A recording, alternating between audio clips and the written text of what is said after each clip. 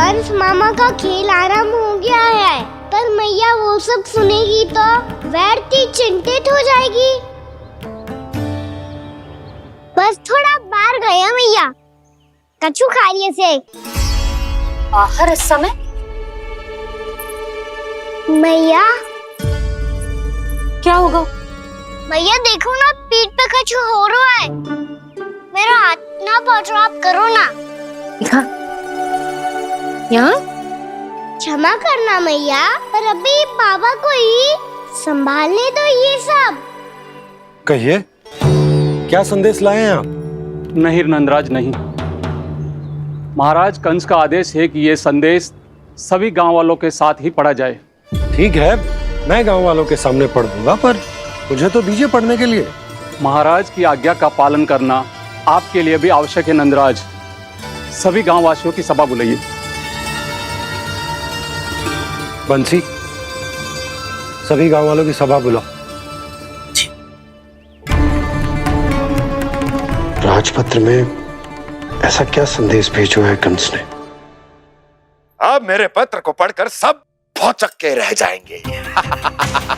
और वो कृष्ण, उस कृष्ण के पांव के नीचे से तो भूमि खिसक जाएगी, आकाश फट पड़ेगा, बिजलियां गिर जाएंगी। प्राप्ति, ओ प्राप्ति, कंस का पुत्र स्वयं को बहुत अधिक शक्तिशाली समझता है ना वो। अब देखता हूं कैसे वो इस महासंकट का सामना करता है। वो कृष्ण, वो अपनी मृत्यु स्वयं चुनेगा या मृत्यु की वेदी पर चढ़ा देगा प्रिय वृंदावन वासियों को।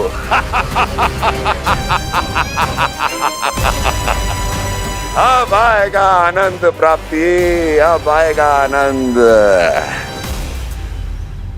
सबको इकट्ठा करवा के ही पढ़वाएगो। अवश्य ही कोई विशेष संदेश दिया होगा कंस ने। मैं भी यही सोच रही हूँ सुलक्षणा जी, कछु ना कछु तो विशेष है, पर जे हो क्या सकता है?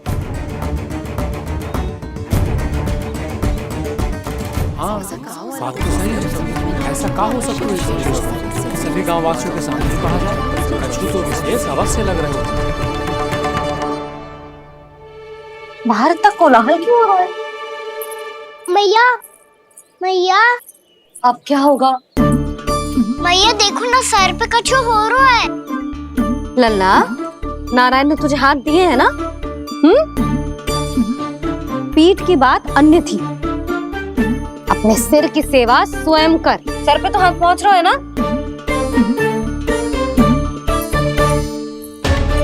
मैया सुनो ना, मैया देखो ना, तीव्र कर कछु हो रहा है। मैया देखो ना, तीव्र कछु हो रहा है।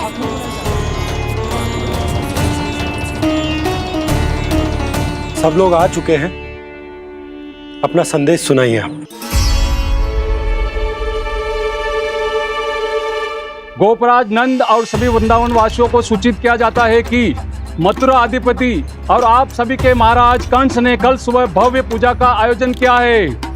इसके लिए राज्य को वृंदावन के क्षेत्र के निकट यमुना नदी के मध्य में खिलने वाले 1 कोटि कमल के पुष्पों की आवश्यकता है। इसीलिए आप सभी को यह आदेश दिया जाता है कि ये सभी कमल के पुष्प प्रथम पहर से पहले राजसभा में पहुंचा दिए जाए। इतने सारे पुष्प, वो भी प्रथम पहर से पहले कैसे हो सकते हैं? यदि आप ऐसा करने में असफल रहे तो इसे राज आज्ञा का उल्लंघन माना जाएगा और राजद्रोह के आरोप में आप सभी को कड़े से कड़ा दंड दिया जाएगा। स्मरण रहे, यदि कल की पूजा में इन 1 कोटि कमल के पुष्पों का ना पहुंचने के कारण कोई व्यवधान आया तो समस्त वृंदावन वासियों को दोषी माना जाएगा और पूरे गांव को निवासियों सहित धूल में मिला दिया जाएगा। कल प्रथम पहर तक का ही समय है आप सबके पास।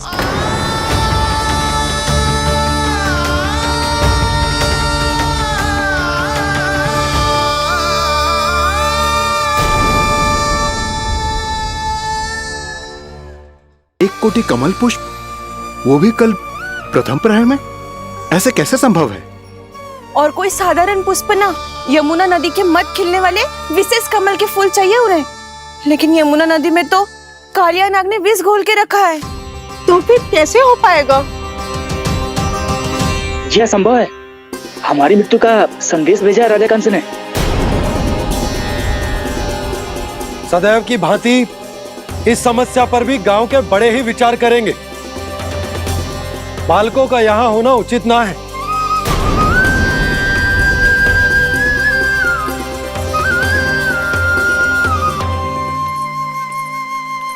लल्ला ले जे गेंद ले, जा अपने सखाओं के साथ खेल। सुबह उज्जवल, मधुमंगल वसंता, देखो मैया ने क्या दिया है। चलो खेले, बहुत आनंद आएगा आज।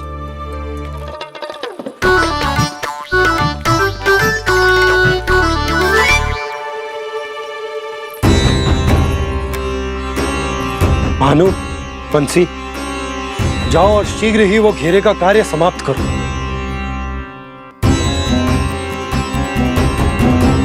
पर कछु ना कछु तो करना पड़ेगा ना। पर हम कर ही क्या सकते हैं?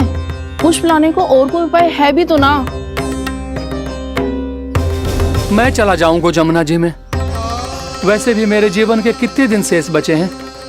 गांव के लिए, समाज के लिए कुछ करके मरूं, तभी तो शांति मिलेगी। ना काका, यदि आप उस विषैले जल में छलांग लगा भी दोगे, किंतु 1 कोटि कमल पुष्प एकत्रित कर पाना आपके लिए संभव ना है। इससे अच्छा है कि मैं चला जाऊं। यदि मैं मर भी गया तो मेरे पीछे रोने वाला कोई ना है। किसी को कहीं जाने की आवश्यकता ना है। गोप नरेश होने के नाते ये मेरा कर्तव्य है कि मैं आप सबकी रक्षा करूं। नंदराज, आपको जाना है तो जाओ। हरिया, काका, भैया सब चले जाओ। लेकिन आपको पता है वहाँ का जल कितना विषैला है।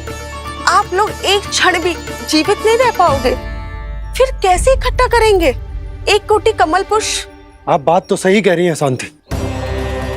उस दुष्ट कंस ने ऐसी मांग रख के हम सबको फंसा दिया। हम में से कोई भी क्यों ना चला जाए और इस संकट का समाधान ना निकले को। कान्हा, बताना कौन सा खेल खेलें? गेंद पकड़ खेलते हैं। पर एक बात सुन लो सब, कोई भी तीव्र गति से ना फेंकेगा गेंद को। भैया ने फ्रेम बनाई है मेरे लिए। सब तैयार हो? हाँ।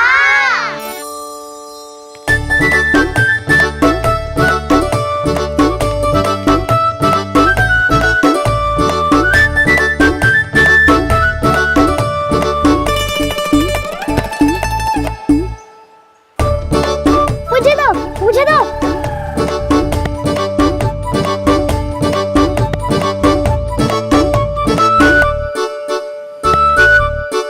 मुझे दो, मुझे दो।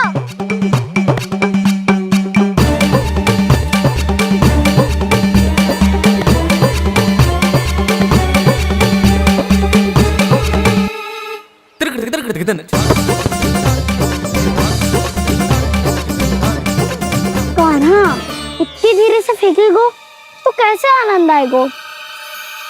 थोड़ा बल लगा के फेंक। हाँ कान्हा, हम अभी बड़े हो गए हैं, तू अब भी छोटे बालकों की तरह फेंक रहा है।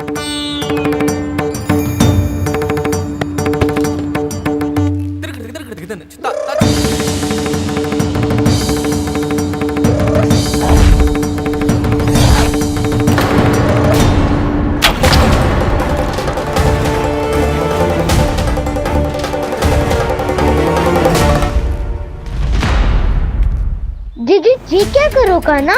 गेंद तो डूब गई।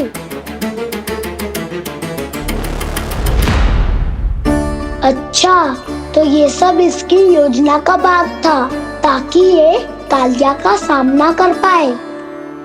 तुम सबने तो कही थी तीव्र गति से फेंको। देखो फिकवा दी ना मेरी गेम मुझसे नदी में। अब मुझे जाके लानी पड़ेगी। रुक जा कान्हा, रुक जा कान्हा।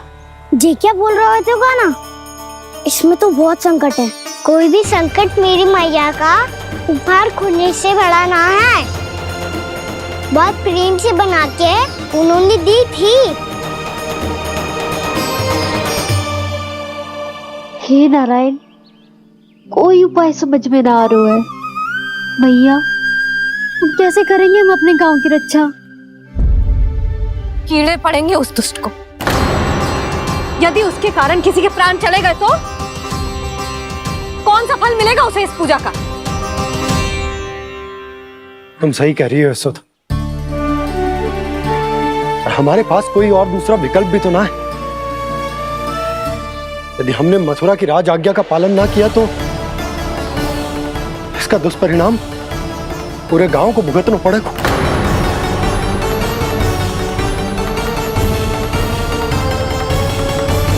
पाना, तुम्हें पता है कि तू भगवान है, दिव्य है, बहुत शक्ति है तुझमें,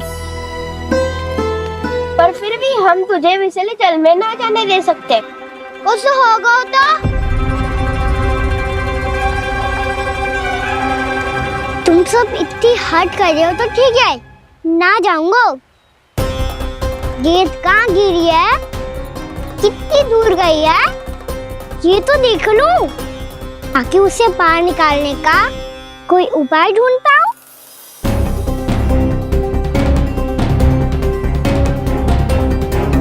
हाँ।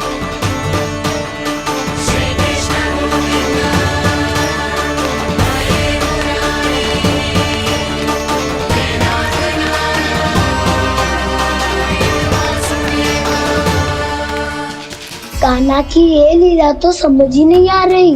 पहले इसने देवश्री नारद को मथुरा जाकर कंस को भड़काने के लिए कहा, फिर स्वयं ही दुखी भी हो गया कि अब इसका रहस्य सबके सामने खुल जाएगा। और अभी स्वयं ही तो इसने कहा था कि गेंद बहुत महत्वपूर्ण है, फिर स्वयं ही उसे नदी के विषैले जल में फेंक दिया।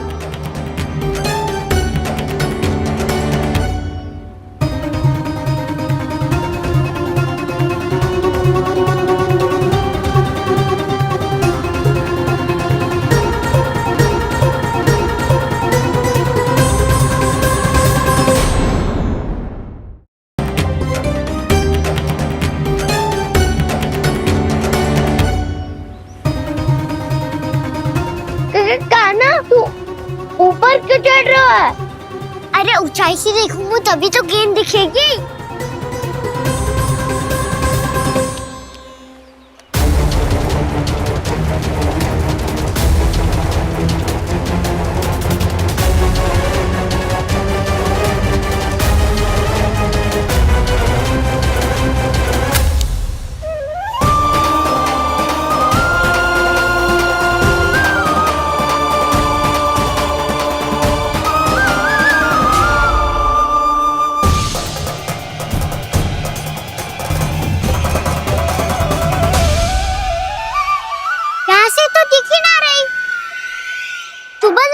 से फेंकी थी ना?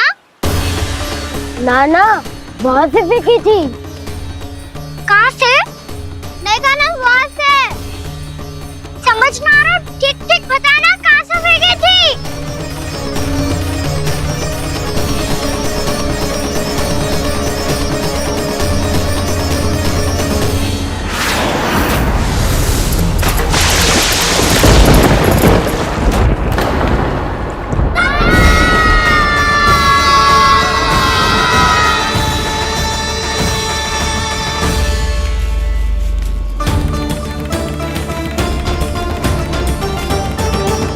कालिया नाग के क्षेत्र में जाकर कोई भी जीवित वापस ना लौट सको।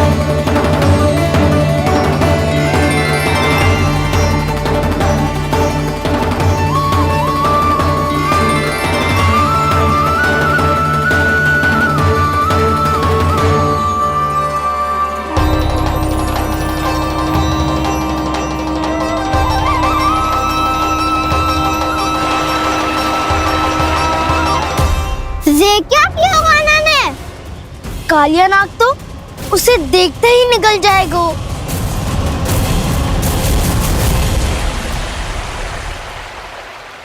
तो आरंभ से अब तक सब कुछ उसकी लीला का ही भाग था।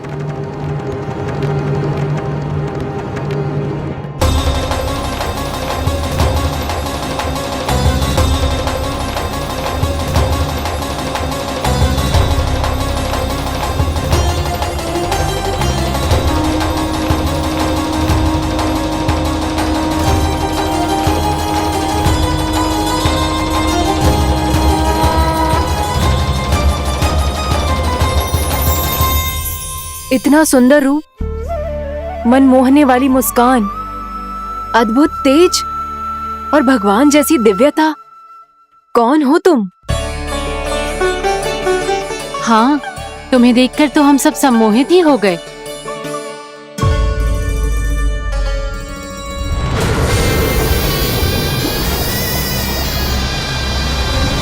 तुम जो भी हो बालक, वापस लौट जाओ। हमारा हृदय तुम्हें ही देखते रहना चाहता है, किंतु यदि हमारे पति जाग गए तो तुम्हें अवश्य हानि पहुंचाएंगे। ये बहुत विषैले है बालक, कालकोट जैसे भयानक। इनके विष से तुम नहीं बच सकोगे। नंदराज,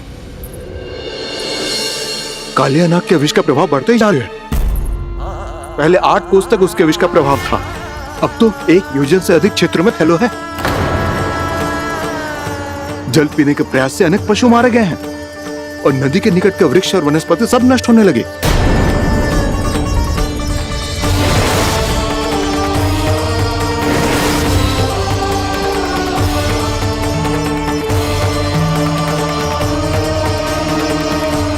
इनके विष की तीव्रता इतनी अधिक है बालक कि इनके संपर्क में आने वाले को तड़पने का भी अवसर नहीं मिलता। इनके विष की अग्नि क्षण भर से भी कम समय में प्राणवायु को जलाकर राख कर देती है।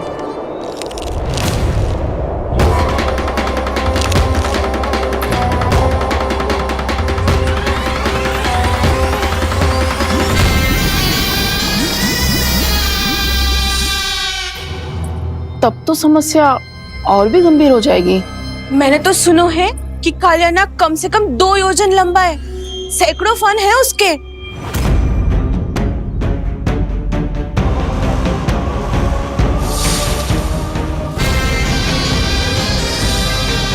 इसका अर्थ तो ये है कि हम दोनों ओर से फंस गए। एक और कंस को 1 कोटि कमल पुष्प देने जो कि कालिया नाग के क्षेत्र में पड़ते हैं, और दूसरी ओर उस कालिया नाग का विष यमुना जी के क्षेत्र में बढ़ता ही जा रहा। इसके कारण हम ही नहीं, निर्दोष पशु पक्षी भी संकट में। इन दोनों समस्याओं का एक ही समाधान है, उस कालिया नाग का सामना करना। और ये ना समझ आ रहा कि हम ये करेंगे कैसे, क्योंकि ये बात साधारण मनुष्य के बस की ना है। हमारे लिए ये असंभव है।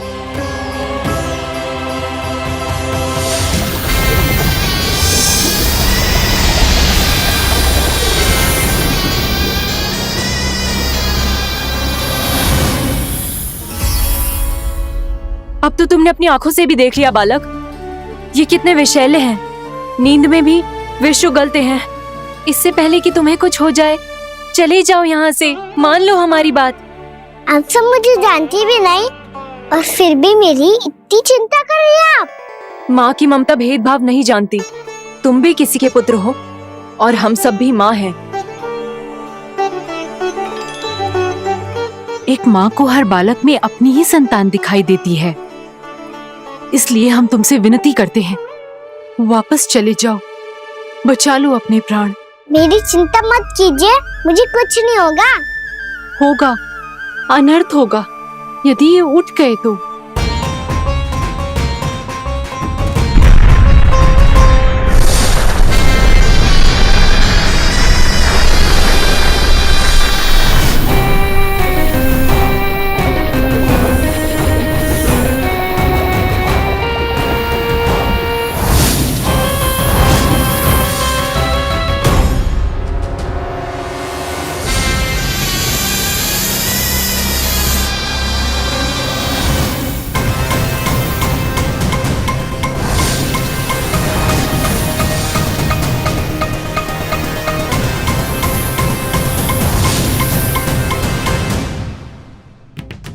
होते हुए भी अपने इश्क को केवल वही देख सकता है जो अपना अभिमान त्याग चुका हो।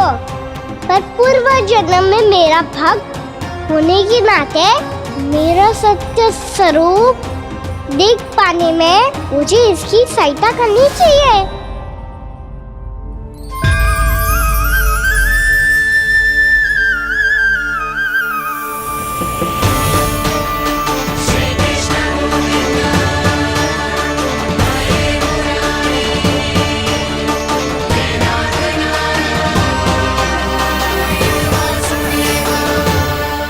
देखो हमारा छोटा सा कान्हा कैसे डट के खड़ा है, इतने विशालकाय, इतने महाभयंकर सबके सामने।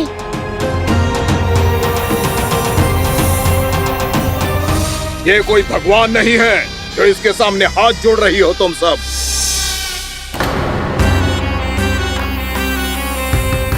एक सामान्य साधारण बालक है ये, जो ये तक नहीं जानता कि इसके सामने है इसका काल, कालिया। तू कौन है बालक? मेरे इतने निकट आकर भी तू जीवित कैसे है? मेरी नहीं, अपनी चिंता करो कालिया। बहुत मनमानी कर ली तुमने। अब बस मैं तुम्हें रोकना हूँ। अब बस मैं तुम्हें रोकना हूँ। मैं तुम्हें रोकना हूँ। बित्ते भर का है तू, मेरे विष के बारे में जानता ही क्या है? और कहता है मुझे रोकने आया है। किससे? किससे रोकना चाहता है तू मुझे? मुझे क्रोध दिलाने की भूल मत कर बालक। अपनी फुंकार से ही तेरी इस मुस्कुराहट को अंतिम मुस्कुराहट बना सकता हूं मैं। शीघ्र बता, कौन है तू और किसने भेजा है तुझे? तुम्हें आवाज भी है कि अपनी पुकारों से तुम कितना विष भूल चुके हो। पवित्र यमुना नदी को कितना दूषित कर दिया तुमने। और यही नहीं, तुम्हारे कारण निकट के जीव जंतुओं, वृक्ष, वनस्पतियों सबको हानि पहुंच रही है। तो क्या? मुझे उससे क्या? मुझे है आपत्ति है मुझे तुम्हारे इस व्यवहार से, और इसीलिए तुम्हें यहाँ से जाना होगा, यहाँ से जाना होगा।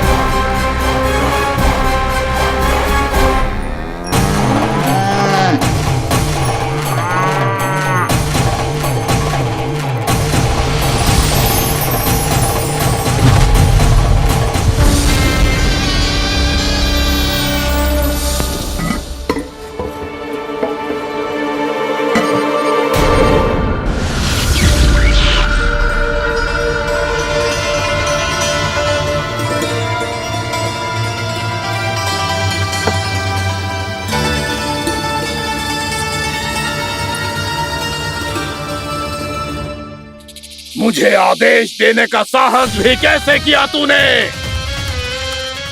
इस क्षेत्र को मैंने अपना राज्य बनाया है, मेरा परिवार रहता है यहाँ, और तू मुझे यहाँ से जाने के लिए कह रहा है? हाँ, क्योंकि तुम्हारे यहाँ रहने के कारण अन्य जीवों को हानि हो रही है, और मैं ऐसा नहीं होने दे सकता।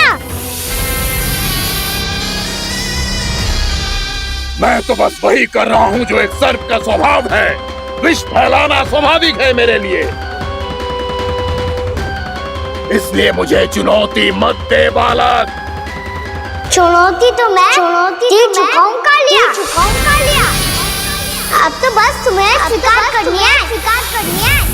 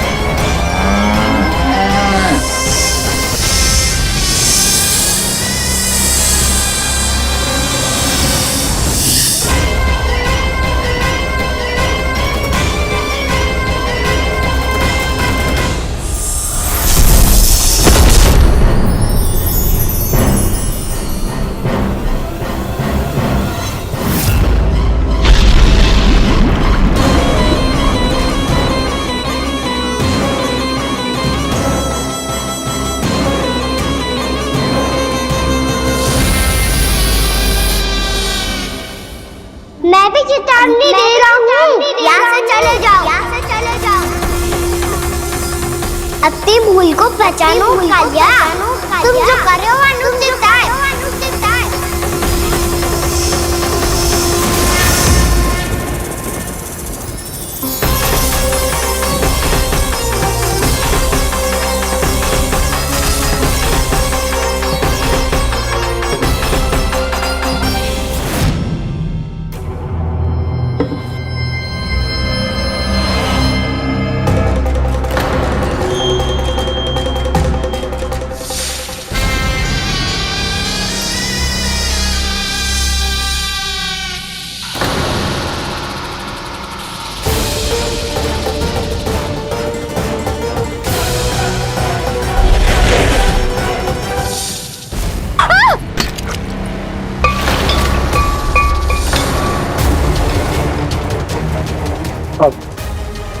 मैं आता हूं। क्या हो गया सुधा? मुझे आवाज हो रहा है जी, कछु ना कछु गड़बड़ है। यशोदा, जो समस्या हमारे सामने है, हम सभी उसका समाधान खोजने में जुटे। तुम विश्वास करो, मैं कोई ना कोई समाधान अवश्य ढूंढ लूंगा। हम कैसे भी करके वो कमल के पुष्प उस कंस तक पहुंचा देंगे।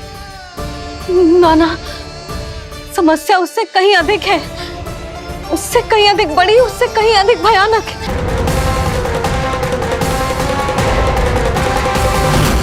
विस्की ये बूंद से ही सबके प्राण चले जाते हैं। इसने तो विस्की धारियां फेंकी है खाना पे। कान्हा कैसे बच्चे को अधिक विष से? इसका विष तो क्या, ये सर स्वयं भी छू तक नहीं पाएगा हमारे कान्हा को।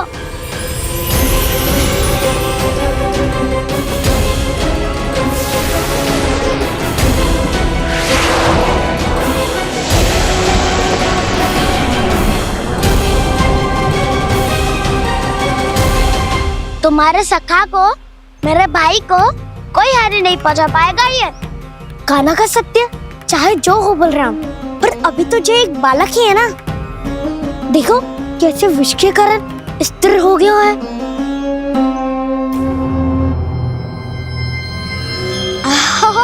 हाउ सर्फ ने कितनी आसानी से अपनी पूंछ से बांध लिया है।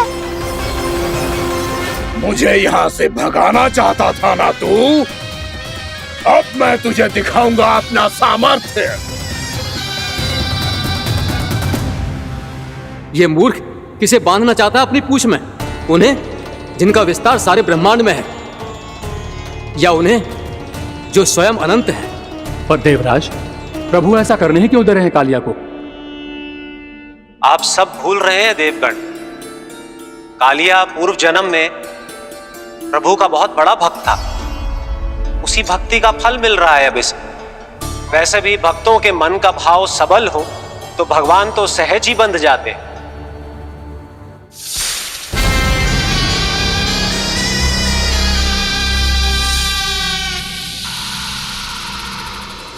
बलराम, तुमने ही तो कही थी कान्हा को कछु ना होगो। देखो उस दुष्ट ने चारों ओर से जकड़ लियो है।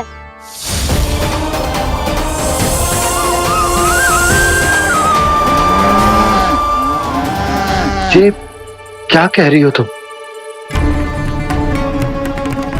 जसोदा जी, क्या हुआ? घबरा क्यों रही हो आप? सुलक्षणा, मुझे आभास हो रहा है कुछ बहुत बड़ी अनहोनी हो गई है। नंदराज, नंदराज, नंदराज!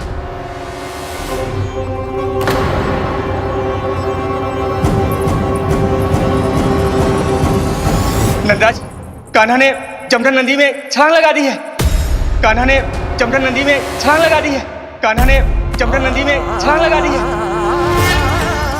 कान्हा जमुना में कूद गया है।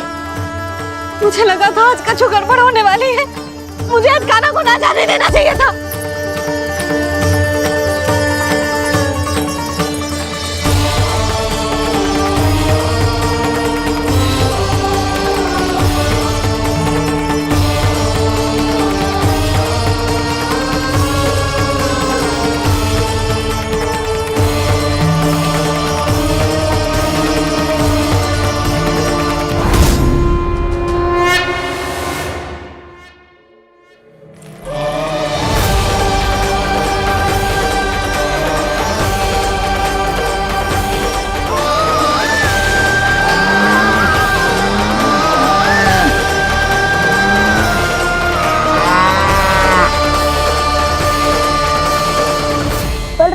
दूसरे कछु करो ना।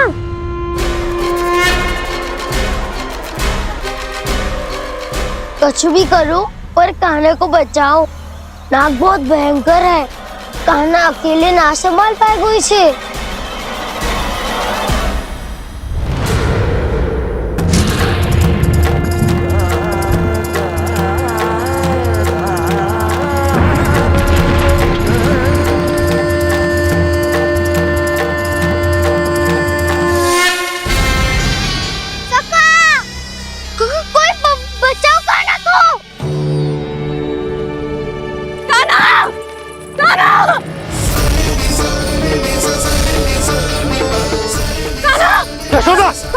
यशोदा रुको। छोड़ दो मुझे, छोड़ दो मुझे। जीजी संभालो, बावली हो गई क्या? जीजी संभालो। कान्हा, कान्हा।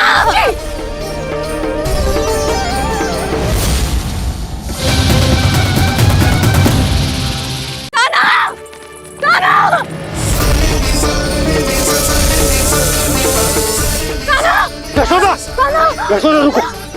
छोड़ दो मुझे, छोड़ दो मुझे। जीजी संभालो, बावली हो गई क्या? जीजी संभालो। देखो अब कैसे तुम्हारे अस्थियों को तोड़कर छोटे छोटे टुकड़ों में बदल दूंगा मैं।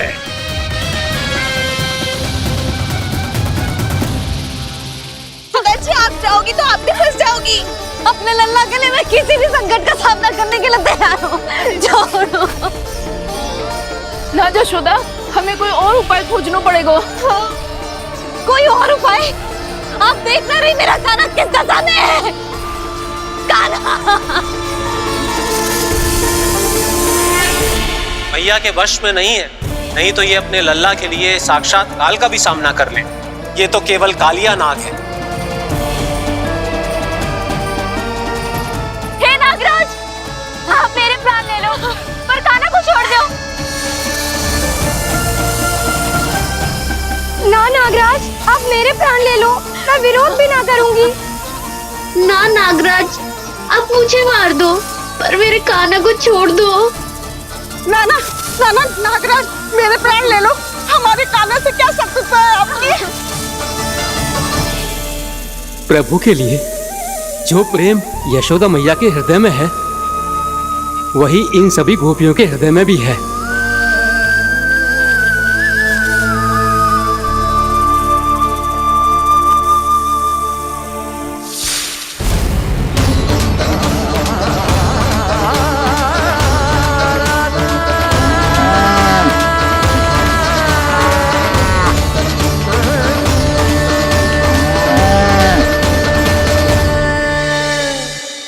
यशोदा, यशोदा, देखो इन गोपियों को, इन गैयाओं को, इन सब के मन में भी तुम्हारी भांति ही ममता भरी हुई। वो सब भी कान्हा से उतना ही प्रेम और स्नेह करती है, उतनी ही ममता से भरी हुई है जितनी कि तुम। तो तुम ही सोचो, जिसके साथ इतनी ममता और इतना स्नेह, इतना प्रेम, उसका कोई क्या कर सकता है? उस कालिया नाग का विष इस सब आशीर्वादों के सामने कछु ना है। कछु करो जी, उसे बोलो वो मेरे प्राण ले ले, मेरे कान्हा को छोड़ दे। यशोदा,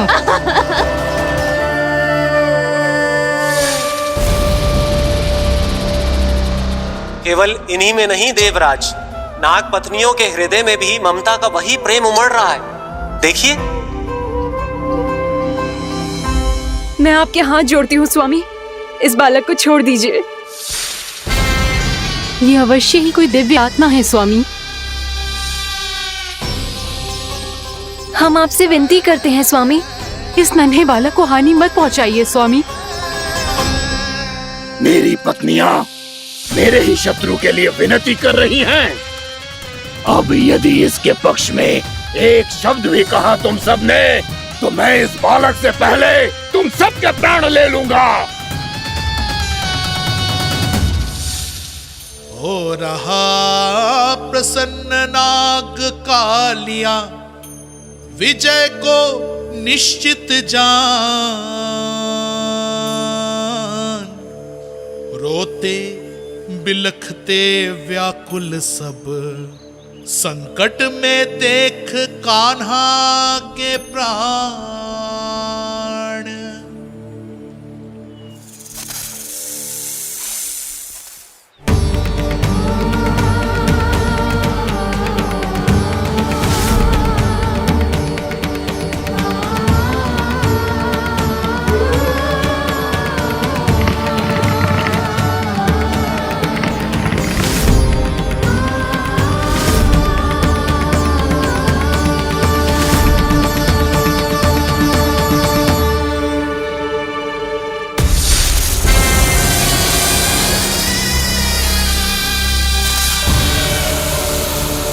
कुछ करो जी, मेरे लल्ला को बचा लो, कोई तो कुछ करो।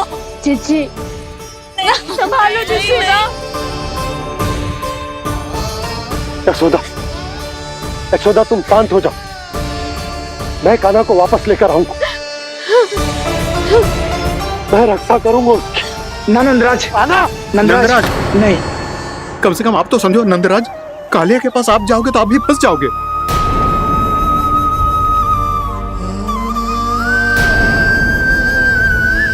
बलराम, तेरा भाई इतनी भीषण संकट में है और तुझे जरा भी दुख ना हो रहा? क्या आप सब अब तक नहीं समझ पाए कि कान्हा सच में कौन है? छोटे बाबा, आप तो उसका सत्य जानते हैं ना?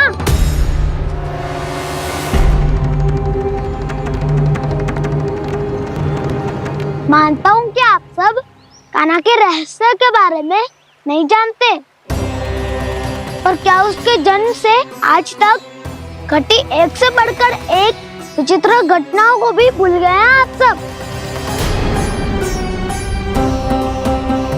भूल गए हैं कि कैसी पूतना जैसी राक्षसी उसका कुछ बिगाड़ नहीं पाई, कैसे तरनावत जैसा भयानक राक्षस उसे एक खरोच भी नहीं दे पाया था।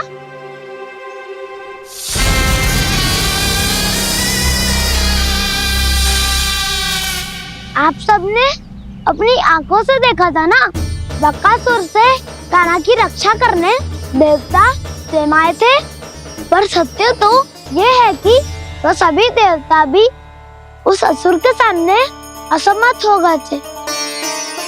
तब कान्हा ने बहुत ही आसानी से उस भयंकर असुर का वध किया था, एक ही बार में धराशायी कर दिया था उसे।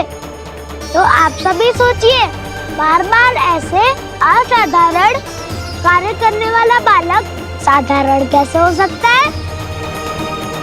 अब तो आरंभ से ही सारा सत्य जानते हैं छोटे बाबा। रहस्य छुपाने में सदैव कान्हा की सहायता करते आए हैं आप, और आज आप स्वयं ही उसके सत्य को भूल रहे हैं। और तुम सब भी तो जानते हो कान्हा की शक्तियों के बारे में, तो क्या तनिक भी विश्वास ना है अपने सखा पे? बलराम जी, तू क्या कह रहे है? मैंने जो कहा उसका एक एक शब्द सत्य है छोटी माँ। यदि प्रभु की इच्छा हुई तभी कुछ ही क्षणों में सब कुछ अपनी आंखों से स्वयं अनुभव कर लेंगे आप।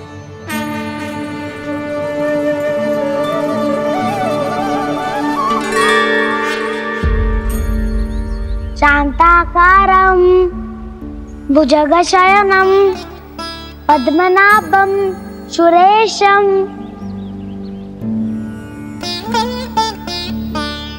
विश्वाधारं गगनसदृशं मेघवर्णं शुभांगं लक्ष्मीकान्तं कमलनयनं योगी वीरध्यानगम्यम्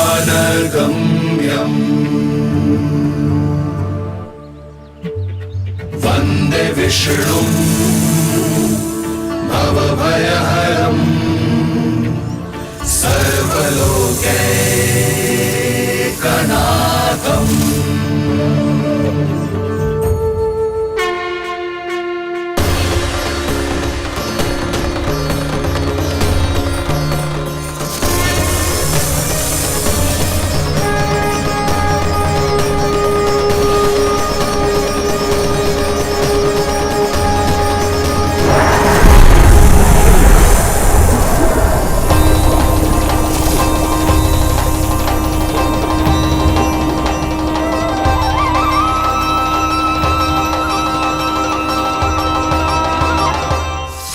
क्या लगता है बालक कि तू मेरी जकड़ से निकल गया तो अब बच जाएगा तू?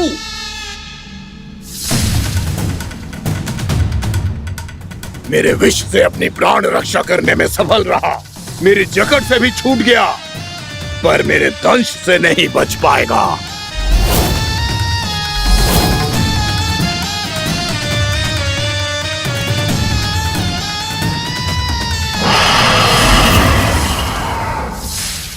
अब भय से भाग रहा है, पर मैं तुझे मृत्यु देकर रहूंगा।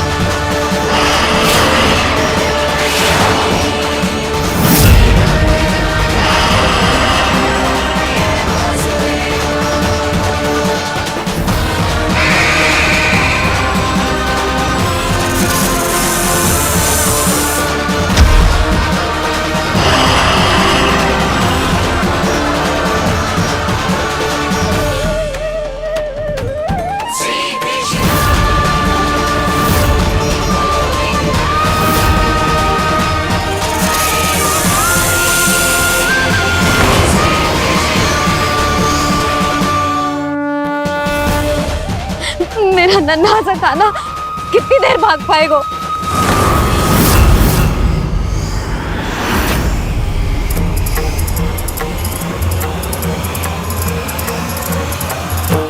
और कितनी प्रतीक्षा करोगे मेरी भक्त कालिया? भक्त नहीं, काल हूं मैं तेरा। जब अहंकार का मुकुट बुद्धि को ढक लेता है तो भक्त अपने भगवान को भी नहीं पहचान पाता। व्यर्थ की पहेली में मत उलझा बालक, ना मैं भक्त हूँ और ना तू भगवान।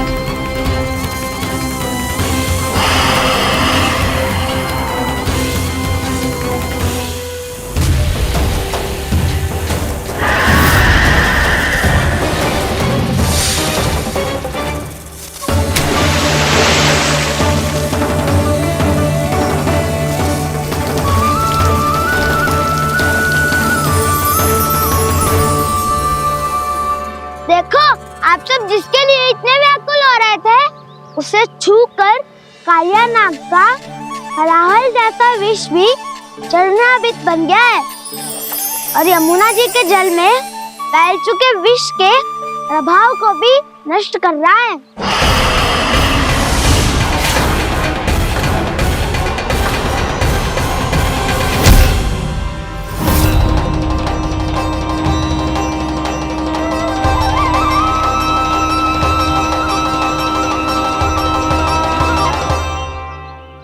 धर्म रक्षक, अधर्म विनाशक प्रभु श्री कृष्ण का कौशल सचमुच आदित्य है।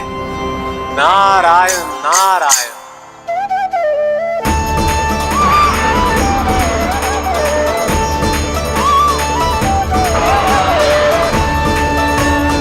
मेरा भार तुम्हारे भीतर के अहंकार का प्रतीक है कालिया।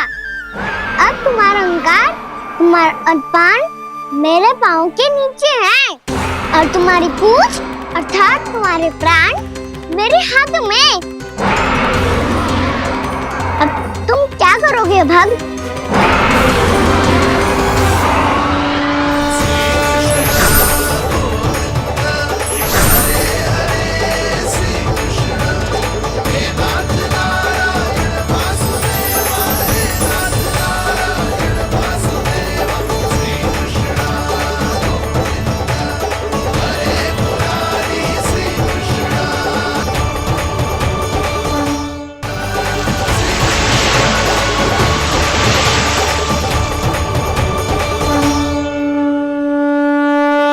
प्रभु, भले ये आपको पहचानने में असमर्थ हो, पर हम सब ने आपको पहचान लिया है। हाँ प्रभु, एक भक्त होने के नाते और एक अर्धांगिनी और माँ होने के नाते मैं आपसे इनके प्राणों की भिक्षा मांगती हूँ।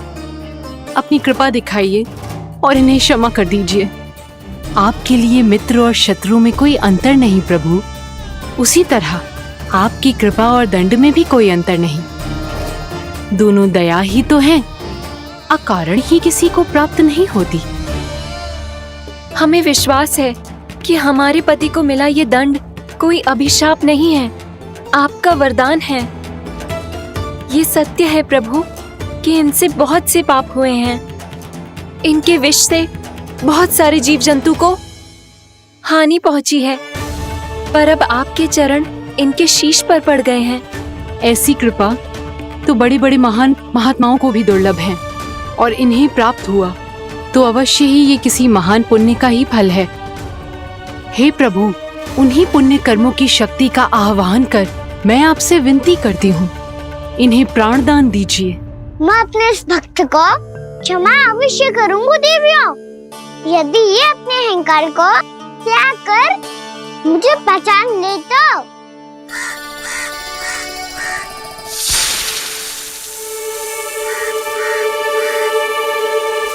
मैं तुम्हें श्राप देता हूँ, जितनी विषैली तुम्हारी जिह्वा है उतने ही विषैले सर्प बन जाओ तुम।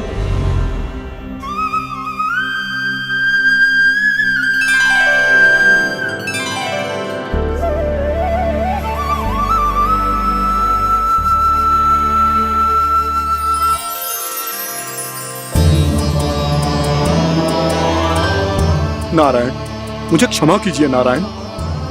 मैं तो आपका परम भक्त था, किंतु मैं आपको पहचान नहीं सका। इसका दंड तो मुझे मिलना ही था, किंतु मैं अब प्रायश्चित करना चाहता हूं। इसके लिए यदि आप मेरे प्राण भी ले लेंगे तो भी मुझे कोई दुख नहीं होगा। मैं अपना जीवन, मृत्यु और अपना अस्तित्व सब कुछ आपको समर्पित करता हूं। तुम्हें तुम्हारी क्रोध के कारण श्राप मिला, जिसे विशाल सर्प के रूप में तुम्हारा जन्म हुआ, और सर्प का तो स्वभाव है विष फैलाना। इसीलिए तुम्हें दंड नहीं दूंगा मैं। शेष सभी अपराधों का पश्चाताप कर लिया, इसीलिए मैं तुम्हें क्षमा करता हूँ कालिया।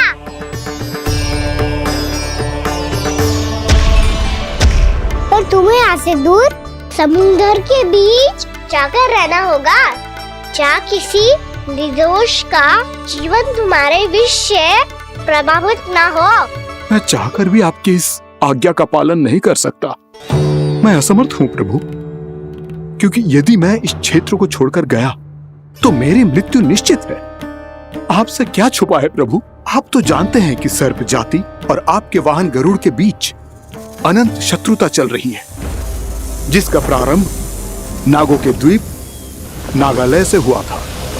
उस द्वीप पर छोटे जीवों को निगल जाने के लिए सर्प थे और गरुड़ को सर्पों का स्वाद बहुत प्रिय था, इसलिए वो बार बार नागद्वीप जाने लगा था। पर इस कारण पूरी सर्प जाति उससे आतंकित हो गई थी, इसलिए जब भी गरुड़ वहाँ पहुँचता तो सभी सर्प छिपने लगते। जब गरुड़ को इसका आभास हुआ तो उसे बड़ा क्रोध आया और वो उत्तेजना में भरकर सर्पों का शिकार करने लगा। भूख ना होने पर भी उन्हें मारने लगा। अब सर्पों के प्राण हरना उसके लिए खेल बन गया था।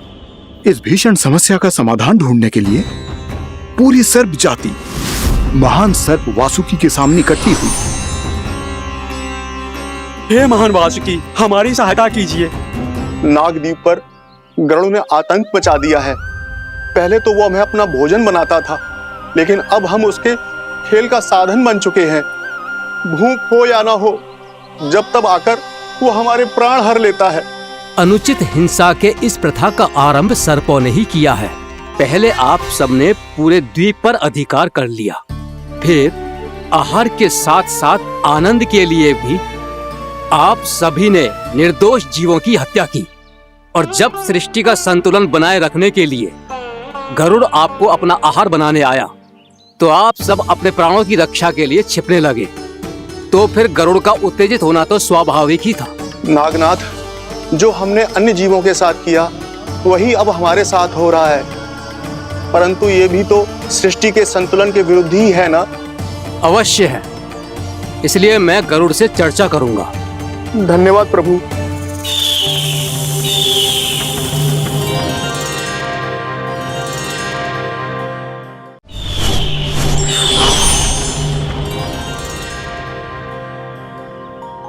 श्री नारायण के वाहन पक्षीराज गरुड़, मैं संपूर्ण सर्प जाति की ओर से आपसे एक निवेदन करने आया हूँ। कहिए, क्या कहना चाहते हैं आप? हे पक्षीराज, यदि आप हम पर ऐसे ही आक्रमण करते रहे तो शीघ्र ही हमारी प्रजाति समाप्त हो जाएगी। इसीलिए हमारी आपसे विनती है, यदि आप उचित समझें तो सर्पों के किसी एक घर से हम आपको एक सर्प प्रतिदिन अर्पित करेंगे। आप उसको आहार बनाइए और अन्य सर्पों को जीवित रहने का अधिकार दीजिए। मुझे स्वीकार है। तब से प्रति